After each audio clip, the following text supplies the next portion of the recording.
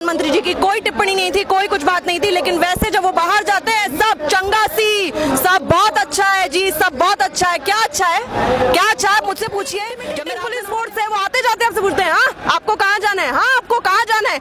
आप डराइए धमकाइए मत, हमें पता है कि हमें क्या चाहिए, हमें पता है कि हम यहाँ आज क्यों खड़े हैं, हमें पता है कि हमारे दोस्त कितने परेशान है वहाँ, हमें पता है हमारे दोस्त इधर कितने परेशान है। आप मजबूर मत करिए, हम अपना हक छीनना जानते हैं और हम छीन लेंगे उसको, हम छीन लेंगे। नागरिक कैमरे के पीछे जो खड़े हैं वो नागरिक, मेरे पीछे जो खड़े हैं वो नागरिक, जो स्टेज पे खड़े होकर बोल रहे हैं वो नागरिक, जो ताली बजा रहे हैं वो नागरिक, जो स्टूडेंट्स वहाँ खड़े प्रोटेस्ट कर रहे हैं वो नागरिक, जो पार्लियामेंट के सामने खड़े होकर पिट रहे हैं वो नागरिक, जो आसाम में जलाए जा रहे हैं वो नागरिक, जो स्टूडेंट्स वहाँ पिट रहे हैं वो नागरिक, हम सब नागरिक, हिंदुस्तान नागरिक, जो आपसे जवाब चाहते हैं कि आप ऐसा क्यों कर रहे हैं, जिस चीज के ऊपर इतनी ज्यादा आपत्ति है, जिस चीज के ऊपर इतनी ज्यादा प्रोटेस्ट है, इतना ज्यादा शोरगुल्ला मच रहा है, ऐसी चीज क्यों कर रहे हैं, वो नागरिक आपसे सवाल पूछ रहा है कि अपने नागरिक के आप क्यों नहीं सुन पा रहे हैं। लेकिन सरकार तो कुछ और ही नागरिकता के जो दायरे हैं वो बता रही है, तो इस पर क्या कहना चाहेंगे आप? सरकार अपनी मर्जी से सिर्फ उन्हीं चंद प्रतिशत लोगों के लिए चल रही है जिन्हें वो खुद बचाना चाहती है, जिन्हें उन्हें खुद से फायदा है। ये पूरा वोट बैंक का हिसाब किताब है। आपने पूरा एक मजहब ही हटा दिया सिटीजनशिप अमेंडमेंट बिल से, और अब आप कह रहे हैं कि वो सिटीजनशिप अमेंडमेंट बिल तो आपको सिटीजन नागरिकता देने के लिए, लेने के लिए नहीं। अमित शाह जी कहते हैं पार्लियामेंट में खड़े होके कि हम आपको देना चाहते हैं, आप दे नहीं रहे हैं, आपने छीनी हुई है जो आपने पहले छीनी ही क्यों, अब आपको देनी ही पड़ेगी। और अब आपको जब देनी है तो आप एक पूरे के पूरे गुट को ही हटाना चले जाते हैं, क्योंकि आपके फायदे का वो बात नहीं, क्योंकि आप जानते हैं कि आप इतना गलत कर चुके हैं कि अब कोई वापसी का रास्ता ही नहीं है। आप जानते हैं कि जब अगली बार उन्हें मौका मिलेगा तो वो आपके लिए वोट नहीं करेंगे, क्योंकि देखिए ना, ये देखिए नागरिकों को, आपको समझ में नहीं आ रहा है कि जब से वो बिल टेबल हुआ है तब से उसके अगेंस्ट प्रोटेस्ट ही हो रहा है, उसके बावजूद आप चले जा रहे हैं। रात रात में हमें पता लग रहा है, हम सुबह उठ रहे हैं कि वो बिल नहीं, वो अब एक्ट बन चुका है, राष्ट्रपति जी ने उसको एक्ट बना दिया। आप रुक ही नहीं रहे हैं, आप रुक ही नहीं रहे हैं तो नागरिक क्यों रुके?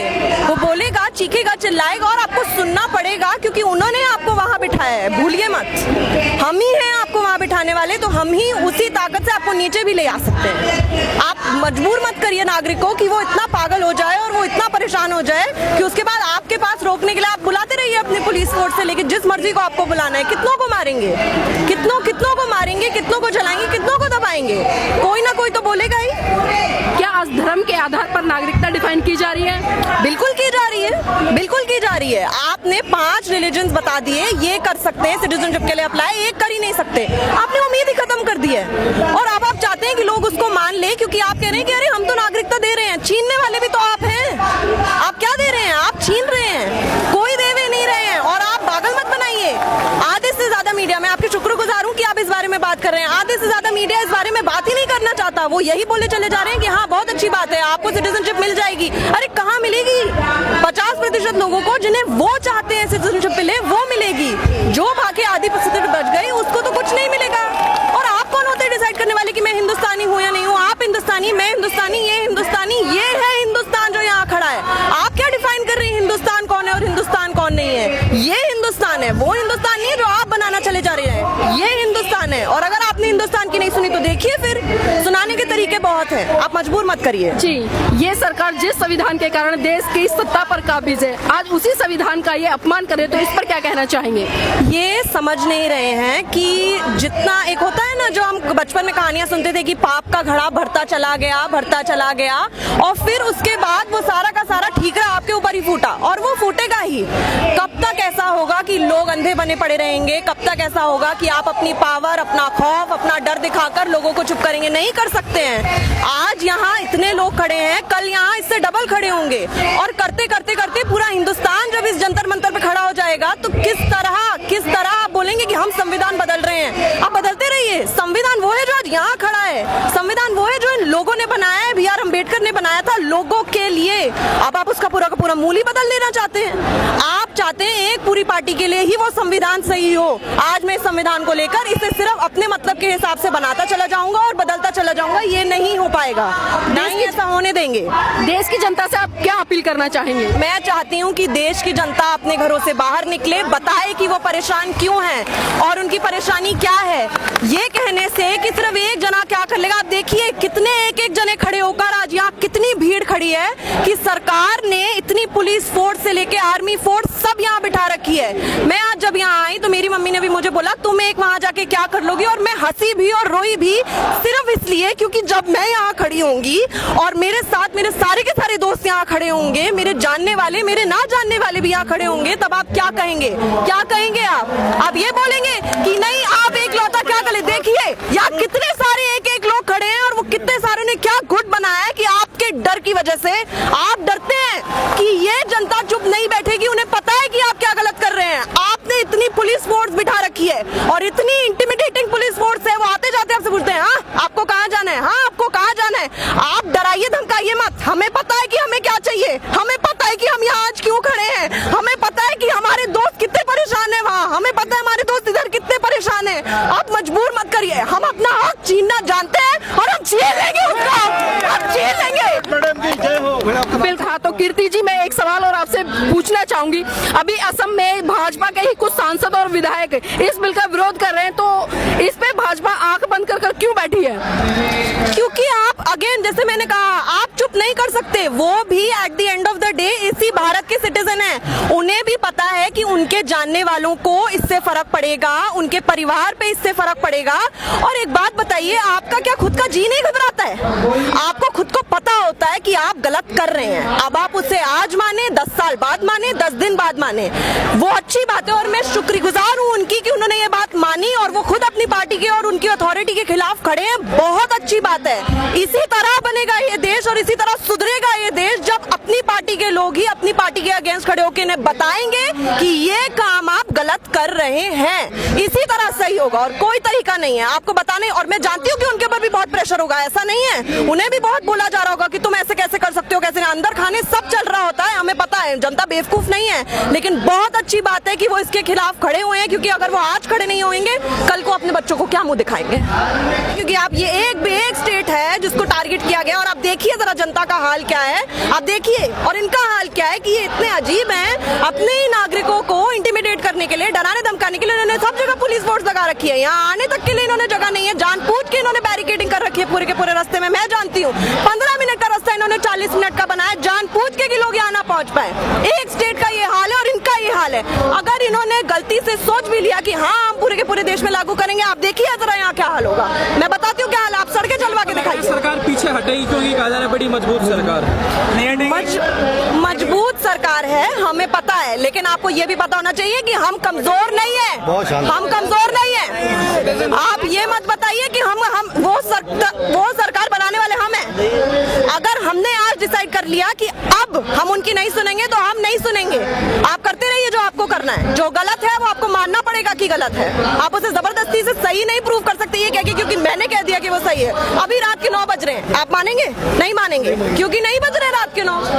तो जो बात सही है वो माननी पड़ेगी, जो गलत है उसे बोला जाएगा कि वो गलत है, चाहे आप जो मर्जी कहते रहे। मेरा एक सवाल और रहेगा आपसे कि आपने बात करी अभी कि ये जनता है सब जानती है और इसका बदला भी लेना जानती है, लेकिन अगर हम बात करें वहीं दूसरी तरफ देखें कि जो अभी चुनाव आते हैं तो चुनाव में जनता एक एक वोट सोच समझ कर दे के आती है। और हमने ये भी देखा है कि पिछले लोकसभा के चुनाव में कि बहुत सारी जनसंख्या ने मोदी सरकार को वोट नहीं किया था, उसके बावजूद भी ये सत्ता पर काबिज हुई। आखिर क्यों? देखिए मैं कोई विशेषज्ञ नहीं हूँ, लेकिन मुझे जैसे मैंने आपको कहा कि हम जनता है, हमें सब पता है। कहने की बात नहीं है, लेकिन पार्टियां अपने अपने फायदे के लिए कुछ गुटों को, मुझे कहने में भी शर्म आ रही है, पैसे देती हैं। वो उन्हें रात रात में घरों में बोतलें पकड़ा के आते हैं, वो वोट वहां जाते हैं। ईवीएम टैंपरिंग के मामले भी बहुत देखे गए, चाहे वो जितना मना करें इस बात को, लेकिन ये मामले देखे गए हैं। रिसर्च में भी ये आया था कि हाँ हो सकता है, पॉसिबिलिटी है कि ईवीएम टैंपर हो सकता है। और अगेन जो मैं आपको बात कह रही हूँ, अभी भी भारत की ऐसी काफी जनता है जो इस बात को लेके, इस बात को समझने के लिए असक्षम है। वो समझ ही नहीं रहे हैं कि आज जो यहाँ हो रहा है वो कितनी बड़ी बात है। उन्हें लग रहा है क्या परेशानी है, वो उसी दायरे से, वो उन्हीं की बात पे भरोसा करते चले जा रहे हैं। उन्हें लग रहा है यही ठीक है, हाँ हम हमने कुछ सोच समझ के ही तो काम कर रहे होंगे, ठीक है। मेजॉरिटी ऐसा काफी टाइम तक सोच भी रही है और ये गलत है, लेकिन यही बात है कि जब आज के बाद कुछ भी होगा और उन्हें धीरे धीरे दिखना शुरू होगा कि ये कितना गलत है, वो भी अपने वोट्स रिट्रीव कर लेंगे, वो उन्हें खींचेंगे अपने वोट्स को। मैं मानती हूँ कि आज की डेट में इनके पास ये पावर है कि इन्होंने मेजॉरिटी ऑफ द लोगों को अपने पॉइंट ऑफ व्यू से प्रोपेगेंडा फैला के ऐसा कर दिया है कि बीजेपी के अलावा तो कुछ कोई है ही नहीं। आप देखिए ऑपोजिशन में किसी को टिकने ही नहीं देते हैं, कभी किसी को पप्पू का नाम दे देते, कभी को गप्पू का नाम दे देते, जिस मर्जी का नाम देते हैं। आप जानबूझ के ऑपोजिशन को जानबूझ के ऐसा डिमीन कर रहे हैं, नीचे गिरा रहे हैं कि पूरे आम नागरिक का भरोसा हट जाए कि चलो ऑपोजिशन ही नहीं है, जो सबसे खतरनाक है। अगर स्ट्रॉन्ग ऑपोजिशन नहीं होगा तो इन्हें कोई चैलेंज करने वाला नहीं है। बिल्कुल, जाते जाते आपसे आखिरी सवाल कि अगर कोई भी पार्टी सत्ता पर जीत कर आती है तो उसकी ड्यूटी बनती है कि जनता के लिए अच्छे अच्छे काम करे, लेकिन वही पिछले 6 साल से भारत देश की जनता देख रही है कि ये सरकार क्या काम कर रही है, इस पर क्या कहना चाहेंगे? भारत सरकार देख रही है, भारत सरकार अपना करे चले जा रही है जो मर्जी। आप ये देखिए, यहाँ पर उनका किसी को कोई टिप्पणी नहीं है, और कहने की बात नहीं कि सिर्फ एक यही मुद्दा है, 100,000 मुद्दे हैं। लास्ट वीक हम सब जानते हैं कि हैदराबाद में क्या हुआ, उसके ऊपर प्रधानमंत्री मंत्री जी की कोई टिप्पणी नहीं थी, कोई कुछ बात नहीं थी, लेकिन वैसे जब वो बाहर जाते हैं सब चंगासी, सब बहुत अच्छा है जी, सब बहुत अच्छा है। क्या अच्छा है, क्या अच्छा है मुझसे पूछिए। जब मैं रात में 9 बजे आती हूँ, मेरे मम्मी पापा कितने परेशान होते हैं, वो मुझे डांटते हैं कि तुम क्यों लेट आ रही हो, क्यों, ये मेरा देश नहीं है क्या, मैं काम से वापस नहीं आ सकती हूँ क्या, और मैं कोई क्या, और जो आप अपना रूल्स बनाते रहते हैं। ये उस दिन बोल रहे थे कोई, मैंने कल ही न्यूज में देखी है कि एक बीजेपी लीडर बोल रहे हैं संस्कृत बोलने से आपका डायबिटीज और कोलेस्ट्रॉल अच्छा होता है। कैसी बातें करते हैं आप, कैसी बातें हैं ये, मतलब मुझे तो बोलते हुए भी अजीब लगता है कि आपको हमने इलेक्ट किया है, ये क्या बातें हैं आपकी, आप क्या करते हैं, आपको शर्म नहीं है कि आप इतने बड़े, आपको लोगों ने वहां बिठाया है कुछ काम करने के लिए, आप ये सब फालतू बातें कर रहे हैं। आप कुछ समझदारी की बात करिए, एक्चुअली में लोगों के लिए काम करिए। सड़कें बनी नहीं है, आपकी विमेन सेफ्टी का इशू तो मतलब कि हद से ज्यादा पार हो चुका है, एक हफ्ते में 6 रेप के केसेस आ रहे हैं, आपको कोई मतलब ही नहीं है। आम लोग क्या चाहते हैं ये बात हम बहुत बार बोल चुके हैं। अब आपका फर्ज ये है कि आप उसका कोई समाधान निकालिए, आप उसका सोल्यूशन निकालिए और ऐसे बिल बनाइए जिनसे हमें सच में फायदा हो और हमें जबरदस्ती में सड़क पे निकल के यहाँ चीखम चिट्टा ना मचाना पड़े। आप सही चीज के लिए बिल लाते नहीं है, फालतू की सारी चीजों के लिए आप बिल लाते रहते हो और लोगों का भी आप इतना परेशान करते रहते हैं कि जबरदस्ती इंसान कितना परेशान है आज, उन्हें पता ही नहीं है कि कल उनके पास कोई देश होगा कहलाने के लिए, नहीं होगा। ये कैसी सरकार है? बहुजन समाज से जुड़ी हर खबर को देखने के लिए बहुजन टीवी को लाइक कीजिए, सब्सक्राइब कीजिए और शेयर कीजिए।